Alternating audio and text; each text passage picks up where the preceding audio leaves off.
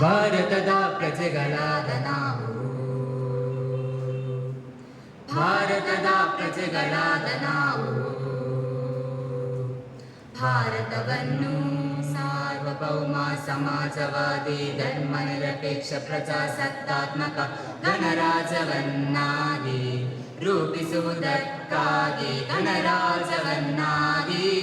ರೂಪಿಸುವುದಕ್ಕಾಗಿ ಭಾರತದ ಎಲ್ಲ ಪ್ರಜೆಗಳಿಗೆ, ಭಾರತದ ಎಲ್ಲ ಪ್ರಜೆಗಳಿಗೆ ಸಾಮಾಜಿಕ ಆರ್ಥಿಕ ಮತ್ತು ರಾಜಕೀಯ ನ್ಯಾಯವನ್ನು ವಿಚಾರ, ಅಭಿವ್ಯಕ್ತಿ, ನಂಬಿಕೆ, ಧರ್ಮ ಮತ್ತು ಉಪಾಸನೆಯ ಸ್ವಾತಂತ್ರ್ಯವನ್ನು, ಸ್ಥಾನಮಾನ ಮತ್ತು ಅವಕಾಶಗಳ ಸಮತೆಯನ್ನು ದೊರೆಯುವಂತೆ ಮಾಡುವುದಕ್ಕಾಗಿ ಭಾರತದ ಪ್ರಜೆಗಳಾದ ನಾವು,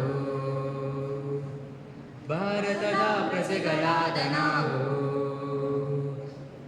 ವ್ಯಕ್ತಿ ಗೌರವ, ದೇಶದ ಏಕತೆ ಮತ್ತು ಸಮಗ್ರತೆಗಾಗಿ ಎಲ್ಲರಲ್ಲಿ ವ್ಯಕ್ತಿ ಗೌರವ, ದೇಶದ ಏಕತೆ ಮತ್ತು ಸಮಗ್ರತೆಗಾಗಿ ಎಲ್ಲರಲ್ಲಿ ಭ್ರಾತೃತ್ವ ಭಾವನೆಯನ್ನು ಮೂಡಿಸುವುದಕ್ಕೆ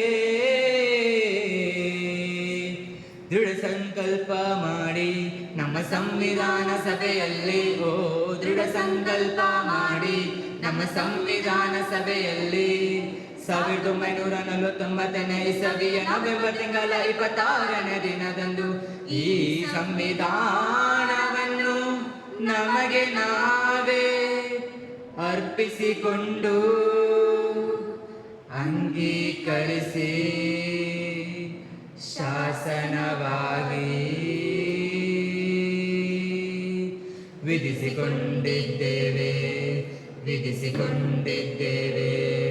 ವಿಧಿಸಿಕೊಂಡಿದ್ದೇವೆ, ವಿಧಿಸಿಕೊಂಡಿದ್ದೇವೆ. ಓ ಭಾರತದ ಪ್ರಜೆಗಳಾದ ನಾವು, ಭಾರತದ ಪ್ರಜೆಗಳಾದ ನಾವು